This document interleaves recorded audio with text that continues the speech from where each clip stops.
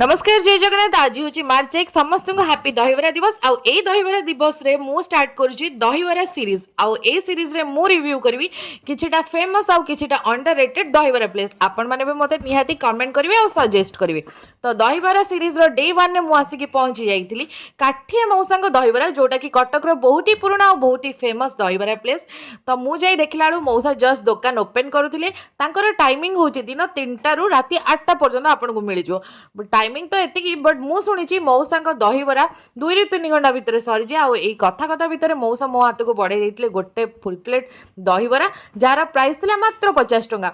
Soft दहीबरा आउ पूरा spiciest आलूदम दीटाकर combination बहुत ही बढ़िया था। आउ हैंडमेड सेव तार टेस्ट डबल कर दउतला।